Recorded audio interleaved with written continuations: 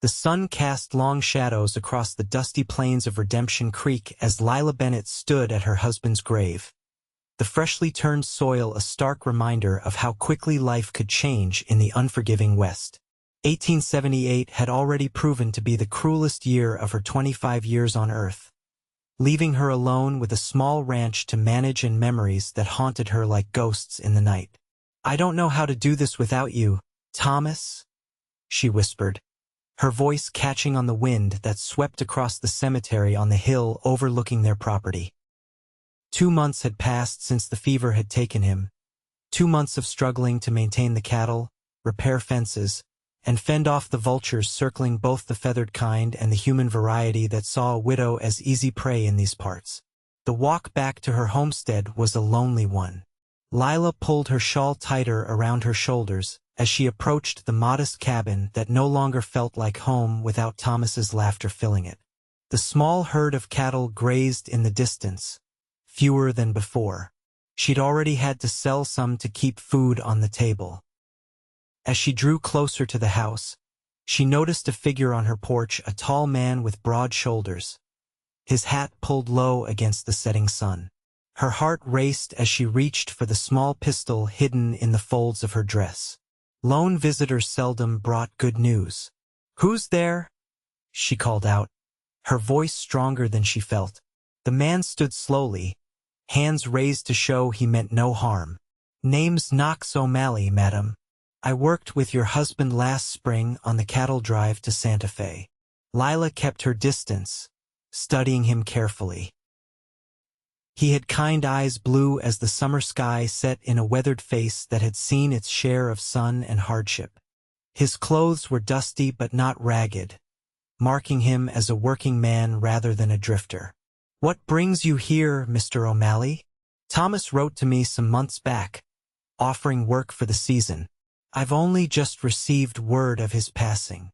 Knox removed his hat, holding it respectfully against his chest.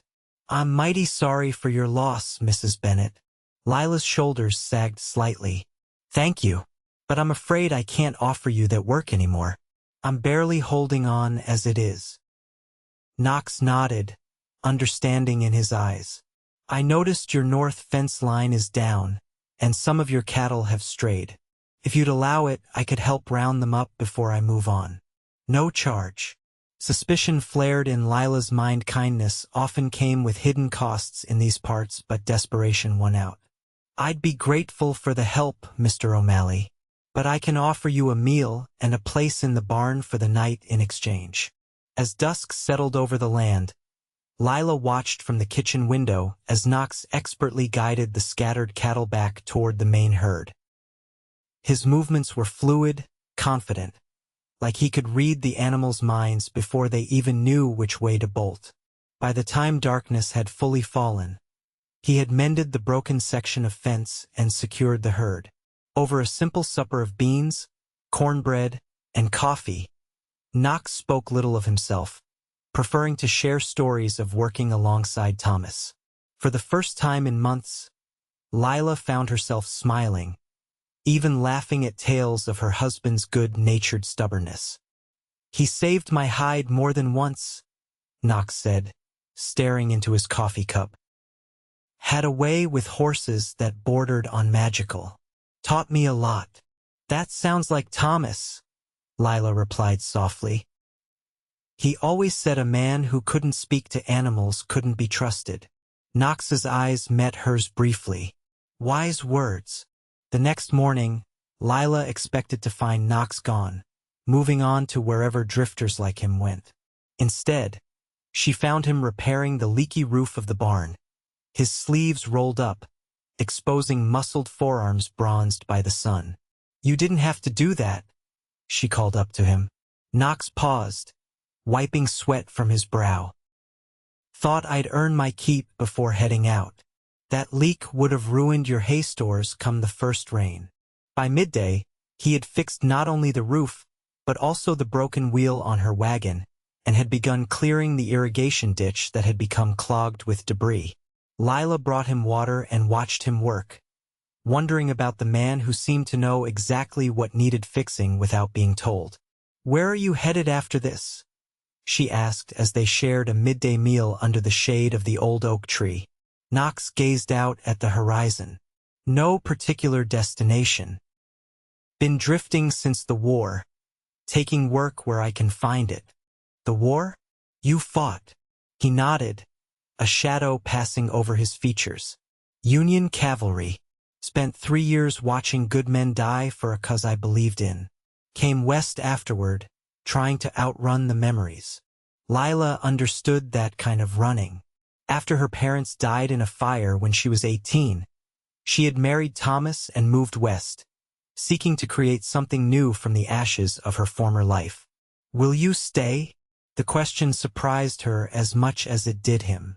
"Just until the first snow, perhaps. I could use the help and I can pay a little." Knox seemed to consider this, his expression unreadable. "Why would you trust a stranger, Mrs. Bennett? You knew my husband. And—" she hesitated. "I've seen how you work. Thomas would have approved." That evening, as Knox moved his few belongings from the barn to the small room off the kitchen that had once been intended as a nursery, Lila caught herself watching his movements, noting the gentle way he handled his possessions, the quiet strength in his hands. Days turned into weeks as summer gave way to early autumn. Knox proved himself invaluable around the ranch, fixing, building, tending to the cattle with a skill that matched Thomas's own. He rarely spoke unless spoken to, respecting the boundaries Lila had established, keeping a proper distance that gradually shrank as trust grew between them. One evening, as they sat on the porch watching a spectacular sunset paint the sky in shades of orange and purple, Knox finally spoke of his past without prompting. "I had a wife once back in Illinois. Sarah was her name." His voice was low, almost a whisper. "Lost her and our baby boy to childbed fever while I was away fighting. Came home to 2 fresh graves and a house that wasn't home anymore." Lila's heart ached for him. "I'm sorry, Knox. That's a terrible burden to carry. Been carrying it for 13 years now." He looked down at his hands. "Sometimes I wonder if I'm still running from those graves." "Does it get easier?" she asked, thinking of her own loss. Knox considered her question. "Not easier. Different. The pain changes shape, becomes something you can carry without breaking under its weight." They sat in comfortable silence as the stars emerged, 2 people who understood loss in ways others couldn't. That night, Lila dreamt not of Thomas, but of Knox, his gentle hands, his quiet strength, his sad blue eyes, and woke with guilt knotting her stomach.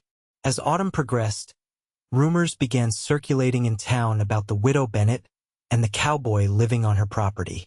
Lila felt the judgmental stares when she went to the general store, heard the whispers that stopped when she approached. "You should go," she told Knox one evening after returning from town, her cheeks still burning with humiliation. "People are talking." Knox looked up from the saddle he was repairing. "Do you care what they say?" "I care about my reputation." "Is that all you care about?" The question hung between them, loaded with unspoken feelings that had been growing like wildflowers after rain, unexpected, beautiful, and potentially overwhelming. "No," she admitted quietly. "But I made vows to Thomas. Vows that ended with 'till death do us part,'" Knox reminded her gently. "It feels too soon." Lila turned away, fighting tears. "And what about Sarah? Do you not feel you're betraying her memory?" Knox set the saddle aside and stood, keeping a respectful distance. "For years I did. Punished myself for every moment of happiness I found. But Sarah wouldn't have wanted that for me, and I don't think Thomas would want that for you either." Before Lila could respond, the distant sound of approaching horses interrupted them. Knox tensed, his hand moving to the gun at his hip as 3 riders appeared on the horizon. "Stay inside," he instructed, his voice no longer gentle but commanding. "Those are the Hargrove brothers," Lila said, recognizing the riders. They've been trying to buy this land since before Thomas died. The Hargroves pulled up in front of the house, dust billowing around their horses. The oldest, Silas, dismounted first, his unpleasant smile revealing tobacco-stained teeth. "Mrs. Bennett," he called out, ignoring Knox's protective stance. "Been thinking about our last conversation. Land prices are dropping with winter coming. My offer's now half what it was."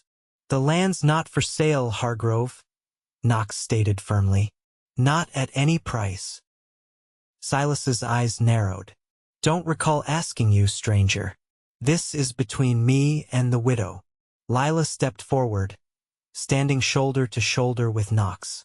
"Mr. O'Malley speaks for the ranch. We're partners now." The statement surprised Knox as much as it did the Hargroves, but he didn't let it show on his face. "Partners, huh?" Silas sneered. "That what they're calling it these days?" Knox's hand tightened on his gun. "You'd best watch your mouth and leave this property." The tension crackled like lightning before a storm. For a moment, Lila feared blood would be spilled on her land. Then Silas spat on the ground and remounted his horse. "This ain't over," he warned before turning his horse. "Winter's coming, and it's gonna be a hard one. You'll be begging to sell by Christmas." After they rode away, Knox turned to Lila. "Partners." She met his gaze steadily. It seemed the right thing to say at the moment. "And is it?" he asked, his voice softer now. "The right thing." Lila didn't answer immediately, instead walking to the edge of the porch to watch the sunset. "I need time, Knox, to be sure." He nodded, understanding in his eyes. "Time is something I can give." The first snow came earlier than expected, blanketing the land in white silence by mid-November. Knox had reinforced the barn and stockpiled firewood, preparing the ranch for the harsh months ahead. Lila had preserved vegetables from her garden and smoked meat, their teamwork ensuring they would survive the winter. As the days grew shorter and the nights longer, they fell into a comfortable routine. Evenings were spent by the fire, Lila mending clothes or reading aloud from one of her precious books, while Knox carved small wooden animals, a hobby he had taken up during the war to keep his hands busy during long nights of waiting. On a particularly cold evening, as wind howled outside and snow piled against the windows, Knox presented Lila with a beautifully carved wooden horse. "It's beautiful," she said, running her fingers over the smooth surface. "Reminded me of that mare of yours. Stubborn, proud, but gentle when treated right." His eyes held hers for a moment longer than necessary. The air between them changed, charged with unspoken feelings. Lila placed the carving on the mantel and turned back to find Knox standing closer than before. "Knox." The sound of breaking glass interrupted her words as a rock crashed through the window, sending shards flying across the floor. Knox instinctively pushed Lila behind him, drawing his gun in one fluid motion. "Stay down," he ordered, moving cautiously toward the broken window. Outside, shadowy figures moved through the swirling snow. A voice called out, "Time to sell, widow, or we burn it all down." "Hargroves," Knox muttered, his expression hardening. Before Lila could respond, a flaming arrow arced through the night sky, landing on the roof of the barn with a hiss. Within seconds, flames began to lick at the dry wood. "The animals!" Lila cried, already moving toward the door. Knox grabbed her arm. "It's too dangerous. Those horses and cattle are all I have left of Thomas's dream," she said fiercely. "I won't let them burn." Understanding flashed in Knox's eyes. "I'll handle the Hargroves. You get to the barn through the back way." Lila nodded, grabbing her coat and heading for the back door, while Knox moved to confront the intruders. The bitter cold hit her like a physical blow as she ran through knee-deep snow toward the barn, the glow of flames guiding her way. Inside, the horses whinnied in terror as smoke filled the structure. Lila worked frantically to free them, coughing as the acrid smoke burned her lungs. She had just released the last horse when a burning beam crashed down, blocking her exit. Flames surrounded her, heat scorching her skin as she searched desperately for an escape. "Lila!" Knox's voice cut through the roar of the fire as he appeared through the smoke. His face blackened, a bleeding cut above his eye. "This way." He led her toward a small gap in the burning wall, shielding her with his body as they burst through into the cold night air. They collapsed in the snow, gasping for breath as the barn collapsed behind them in a shower of sparks and flame. In the distance, Lila could see the Hargrove brothers retreating, one of them clutching his arm where Knox's bullet had found its mark. "The cattle?" she asked between coughs. "Safe in the south pasture," Knox assured her, helping her to her feet. "Are you hurt?" She shook her head, then noticed the blood seeping through his shirt. "You're wounded." "It's nothing," he dismissed, but his pallor told a different story. Back in the house, Lila insisted on treating the deep gash in his side where one of the Hargroves had managed to slice him with a knife. As she cleaned and bandaged the wound, her hands gentle but firm, Knox watched her face, illuminated by the warm glow of the lamp. "I thought I might lose you in that fire," he said softly. Lila's hands stilled momentarily. "I thought the same about you." "Those cattle and horses," Knox continued, wincing as she tightened the bandage. "You called them all you had left." "They're all I got," he confirmed, her eyes meeting his. "All that remains of the life I built with Thomas." Knox covered her hand with his. "You have more than that, Lila. You have strength, courage, and a spirit that refuses to be broken. And," he paused, "if you want it, you have me too." Lila's eyes filled with tears as emotions she had been holding back for months finally broke free. "Then let me be part of all," she whispered, echoing his words. "Let me be part of what you have, what you are." The kiss that followed was gentle at first, tentative like the first buds of spring after a harsh winter, then deepening as years of loneliness and longing gave way to hope and possibility. The winter of 1878-1879 proved to be one of the harshest on record, but within the walls of the Bennett Ranch, warmth flourished. Knox and Lila rebuilt the barn together, their partnership extending beyond work as they gradually allowed themselves to love again. They were married by the town preacher on a crisp March day as the first signs of spring emerged from beneath the melting snow. The ceremony was simple, just the two of them, the preacher, and a few friends who had stood by Lila during her months of widowhood. "You sure about this?" Knox asked as they stood on the porch of what was now their home, watching the sunset on their wedding day. "No regrets." Lila looked up at him, at the face that had become as familiar to her as her own. "Thomas will always have a place in my heart, as Sarah will in yours. But there's room for new love, new memories." "I never thought I'd find home again," Knox admitted, his arm tightening around her waist. "Spent so many years drifting, looking for something I couldn't name. And now I know I was looking for you all along." Spring brought new calves to the herd, summer brought bountiful crops, and autumn brought justice as the Hargrove brothers were finally arrested for their attack on the ranch and similar crimes against other small ranchers in the area. By the following winter, as snow once again blanketed the land, Lila sat by the fire, her hand resting on the gentle swell of her belly where their child grew. Knox knelt before her, his ear pressed against her stomach, a look of wonder on his face as he felt the first fluttering movements of new life. "What do you think, Mrs. O'Malley?" he asked, using the name she had taken as her own. "Boy or girl?" Lila ran her fingers through his hair, now streaked with a few strands of silver. "Either way, this child will know love. Both the love we have for each other and the love of those who came before Thomas and Sarah, watching over us. They led us to each other." Knox agreed, moving up to sit beside her and pulling her close. Out of loss came something beautiful. As the fire crackled and night fell over the ranch, Lila thought about the journey that had brought them here from two broken souls carrying the weight of grief to partners in every sense, building something new from the ashes of their pasts. Outside, snow fell gently on the new barn, and the expanding herd of cattle, no longer just remnants of a previous life, but cornerstones of the future they were creating together. The widow and the drifter, finding in each other not just love, but home.